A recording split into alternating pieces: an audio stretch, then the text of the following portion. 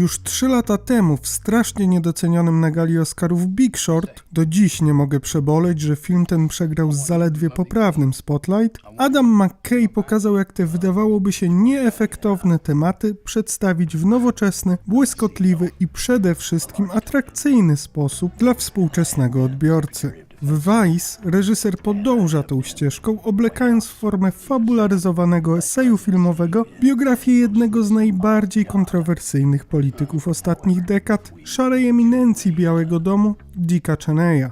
McKay wykorzystuje jednak postać głównego bohatera jako swoisty model współczesnej polityki. Wieloletnią działalność Cheneya, który wszakże w przeróżnym wymiarze sam brał czynny udział w wielu, jak się później okazało, kluczowych przemianach, wykorzystuje jako punkt wyjścia do opisania dzisiejszych problemów. Reżyser bardzo wnikliwie analizuje genezę widocznego dookoła populizmu i dokładnie opisuje jego aktualne skutki, modę na fake newsy czy też alternatywne fakty, czejący się za rogiem autorytaryzm oraz totalną bezideałowość tzw. elit, które dla zdobycia władzy i wpływów przybierają odpowiadające wyborcom maski. To ostatnie McKay przedstawia zresztą niezwykle dobitnie, gdy w jednej ze scen bohater pyta swojego patrona Donalda Rumsfelda o to, w co właściwie wierzą, w sensie jakie reprezentują wartości, ten wybucha histerycznym śmiechem, który słychać jeszcze długo po zatrzaśnięciu drzwi przed nosem młodego i jeszcze nieco naiwnego wtedy polityka. To właśnie wspomniana żądza władzy i idące za nią pieniądze oraz wysoki status społeczny kierują działaniami Cheneya.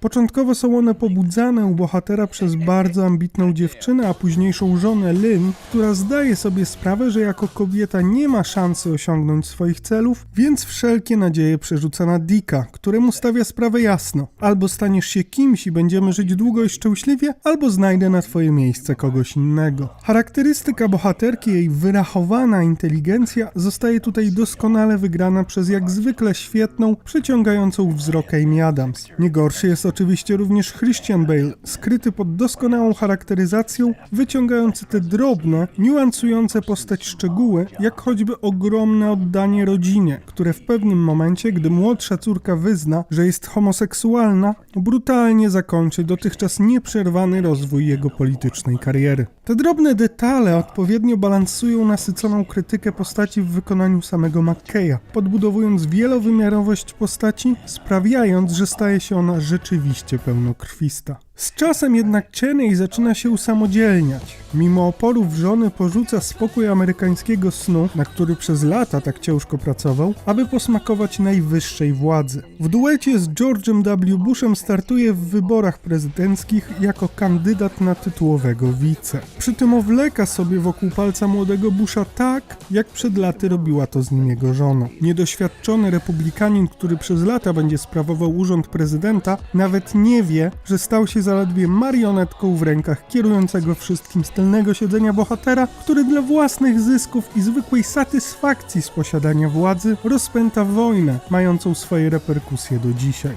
W tym wszystkim McKay pozostaje jednak niezwykle dokładny. Z zacięciem reportera śledczego przedstawia wszystkie kluczowe fakty, konteksty i postacie. Nie jest jednak tak bezczelny jak bezpośrednio szydzący i próbujący ośmieszać Busha Michael Moore w Fahrenheit 9/11. Mimo że czasami pozwoli sobie na zgryźliwy komentarz albo komediową scenę, McKay utrzymuje poważny ton filmu, wiedząc, że obrany temat po prostu tego wymaga. Przy tym uatrakcyjnia narrację dla współczesnego widza. Reżyser już na samym początku, wykorzystując internetowe virale, w tle stwierdza ustami narratora, że pracujący coraz więcej za coraz mniej pieniędzy ludzie nie chcą w wolnych chwilach myśleć o poważnych sprawach. McKay bawi się więc narracją, tu nawiązując do popkultury, tam korzystając z doświadczeń YouTube'a, w niektórych miejscach stosując przejrzyste grafiki godne programów informacyjnych, a gdzieś indziej i grając z awangardą filmową. Na początku mówiłem, że Vice prezentuje się poniekąd jako fabularyzowany esej filmowy. Twórca podporządkowuje opowieść myśli przewodniej filmu, czyli ukazaniu mechanizmów kierujących dzisiejszą polityką. Wykorzystuje do tego również zmyślne montaże, których nie powstydziłby się sam Lars von Trier.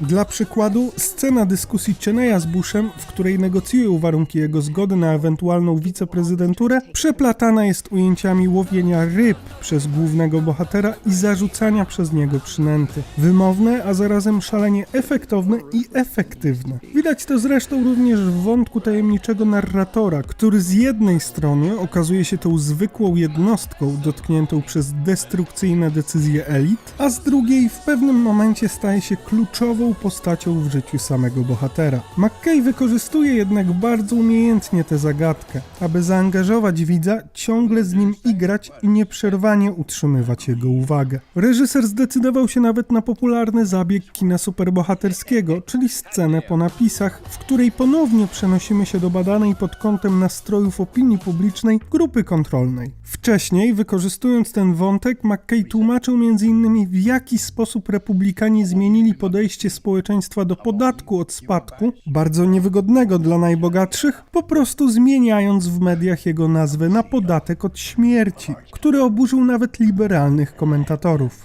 Tymczasem po napisach widzimy autotematyczny, nawiązujący do samego filmu komentarz odnośnie współczesnej debaty publicznej, gdzie w ramach grupy kontrolnej dochodzi do spięcia między konserwatystą popierającym Trumpa i liberałem. Oczywiście wymiana uprzejmości szybko przeradza się w bójkę, która nie wywołuje żadnego zainteresowania reszty zgromadzonych, z których dwójka wykorzystuje tę chwilę na rozprawę o zwiastunie Nowych Szybkich i Wściekłych. W ten sposób McKay kieruje uwagę na widza, czyli potencjalnego wyborcę, i tylko podkreśla puentę fantastycznie wygranego przez Bale'a, kończącego wcześniej film monologu Cheneya. Służenie wam było dla mnie honorem, to wy mnie wybraliście i zrobiłem dokładnie to, o co prosiliście.